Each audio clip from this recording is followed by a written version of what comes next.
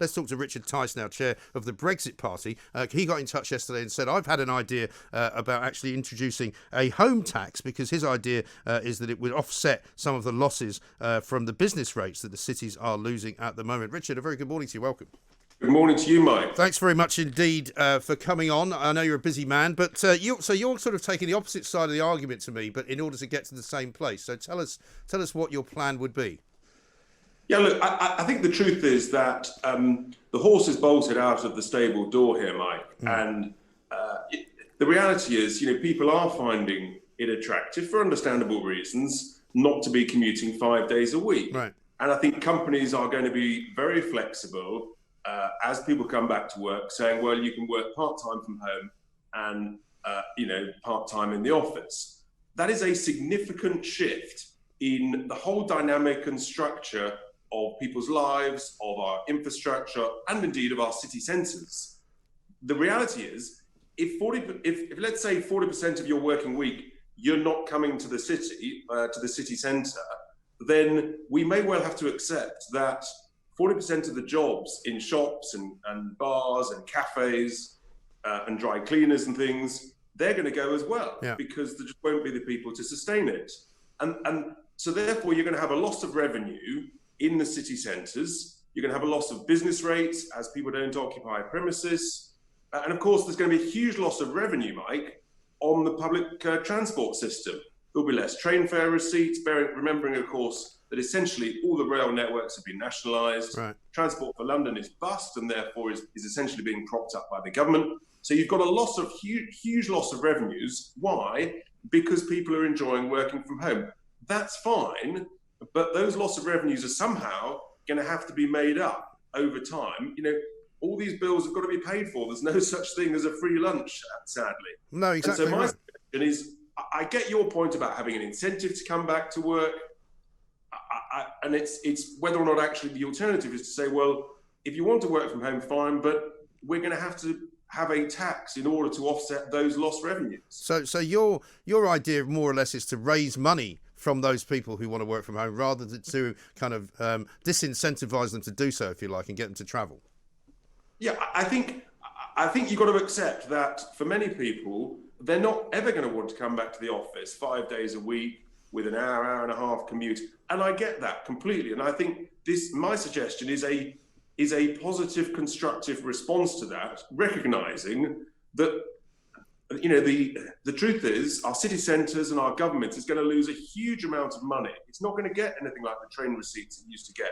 It's not going to get the business rates. How's it going to meet the gap? It's going to have to put some form of tax on people who want to save money and work from home. We can have there's a whole sort of productivity debate as well. I just don't believe people can be as productive 5 days a week from home, but I fully accept if you've got a report to write or to read, you could have a very productive 1 or 2 days. But we also have a strong social responsibility, Mike, in particular to our young people. I've got a 23-year-old son. He got a new job during lockdown. He's never met a single one of his colleagues at work. Yeah. Not one of them. He's 23. He needs to be in an office to feed off people, to learn, to listen, to pick up those nuances, those sales techniques. And I think, we have got that responsibility to our young people. Yeah, no, absolutely right. Because, we've all got stories that we could tell that are similar to that. We got the idea to do that Joe Biden clip just now because we were sitting in the office talking about just the news in general. If we'd all been at remote locations emailing each other, nobody would have ever come up with that conversation because we wouldn't have thought about it. And it's really, really important. But I was going to ask you, Richard, because you run businesses, you know what the city's like. You've told me the streets of Mayfair and its environs are pretty empty. I spoke to someone in Canary Wharf the other day. HSBC Tower, which is a huge tower in Canary Wharf, is pretty much, I think, 80% empty. Are they just going to continue to pay rent on that space, or do they own it? How does that work? Well, firms like that, they'll have to continue to meet the obligations of their lease to rent that space. Right. So yes, they will. But I've heard of lots of businesses where the leases are coming to an end. They're saying, thank you very much. I'll either pay 50 or 60% of the rent, or I'm going to rent much lower space. So, there's going to be a huge reduction in office rents across the whole central London, and it may well be in the same in other big cities across the UK. And people are not going to be able to afford to pay the business rates, and it's this loss of income.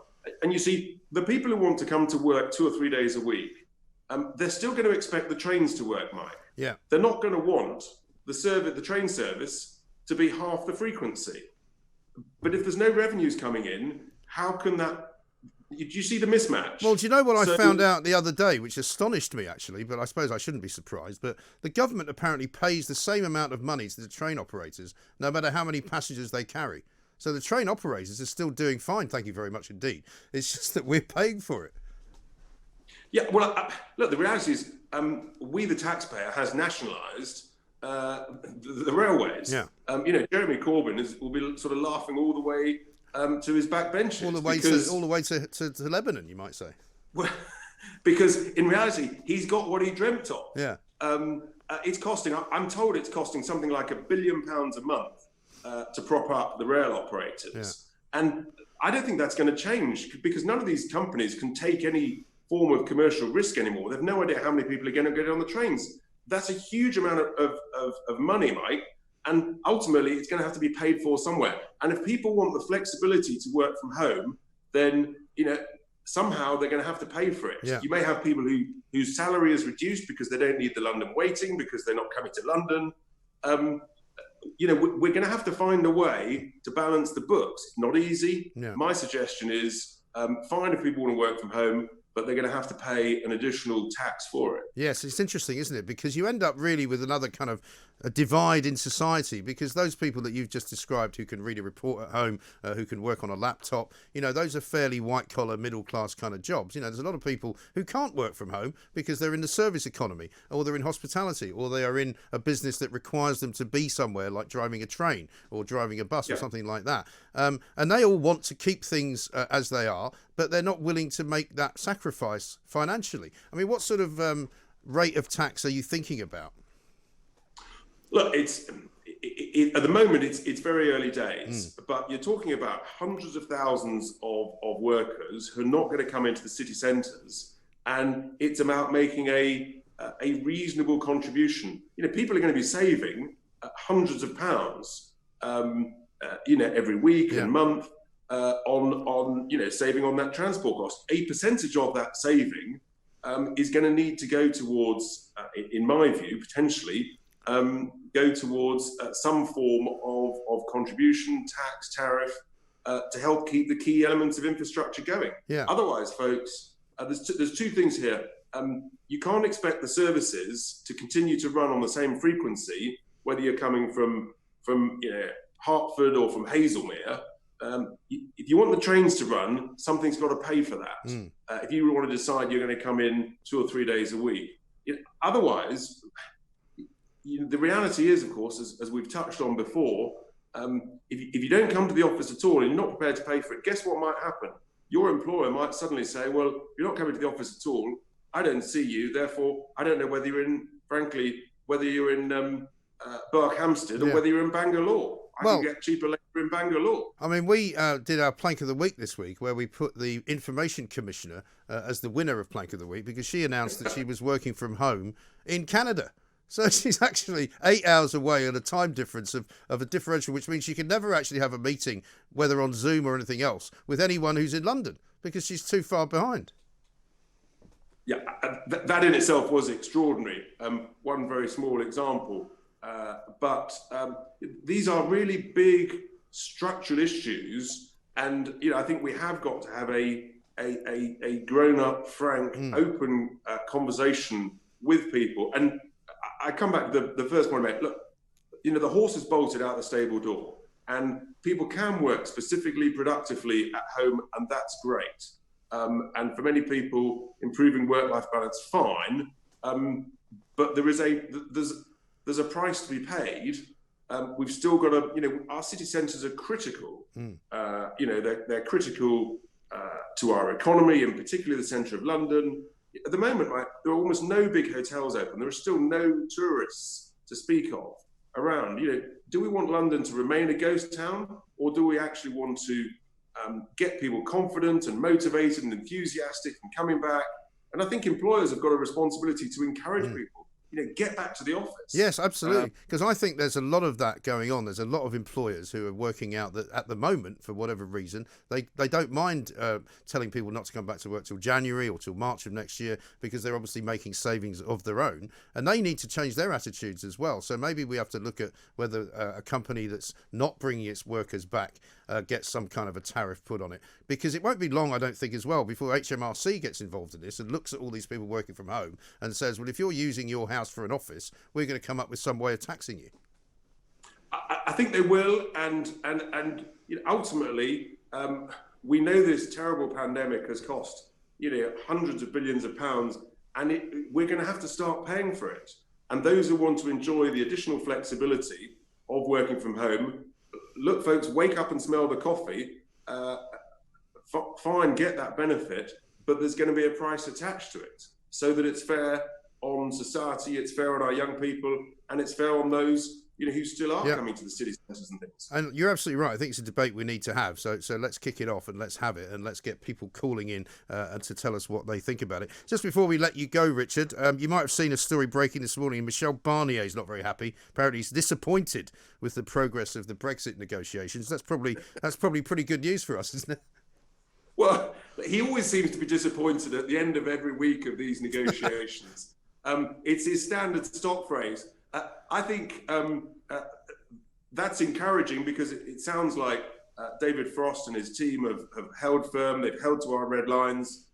You and I know this is going to go to the 11th hour. I still think the likelihood of no deal is diminishing all the time. My expectation is a partial deal that allows both sides to claim that they've held on to their key red lines.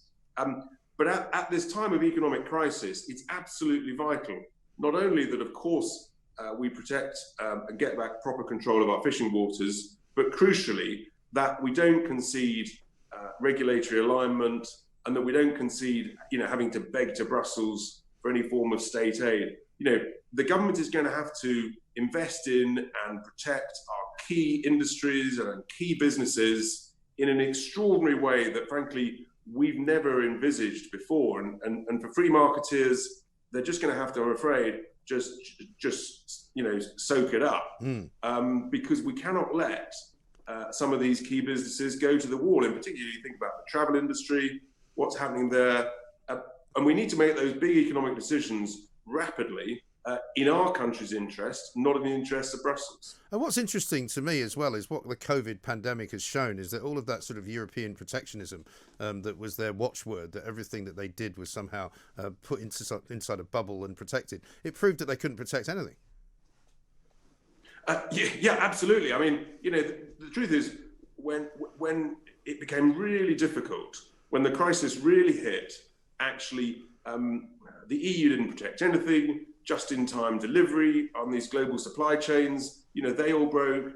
And, we need to have a fundamental rethink about, what we produce here in the UK. We need to produce much more critical items that are key to our survival, and that includes basic things like paracetamol. Who knew, for example, that almost, a huge chunk of the world's paracetamol supply was made in India? Yeah. And we were running out of paracetamol on the shelves because we don't seem to make it here. Right. These key things, those are the sort of things that has got to change. We've got to be much more self-sufficient, produce more of our own food, make more of our own goods, and be a patriotic consumer, rather like the French. They're wonderful patriotic consumers. We need to become much more the same, Mike. Yes, but they still, of course, export loads and loads of champagne to us, which they will still want to do, and which they will still need the money from.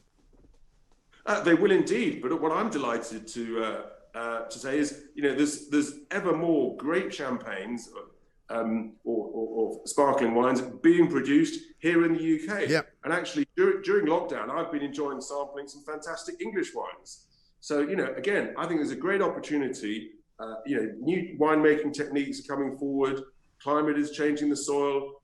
So it's fantastic. Yeah. Buy British, buy some great English booze, Mike. I certainly will, Richard. I should take your word on that. I'll start immediately as soon as I get away from the studio today. Thank you very much indeed. Richard Tice, chairman of the Brexit Party there, talking a lot of sense about the working from home situation, because he's right. We do need to have the debate. We do need to work out a way of if the economy is going to change. There is no such thing as a free lunch. If you're going to sit there and tell me that, oh, well, you'll just have to give up on your beloved London, London's going to die, London's not going to be a place of great income anymore, it's going to cease to be a metropolis, nobody's going to go to work there because it's so horrible. Well, fine. Well, you're going to have to make up the difference then, I'm afraid. And I think Richard Tice may have a point. I still prefer my incentive to work rather than a disincentive not to travel.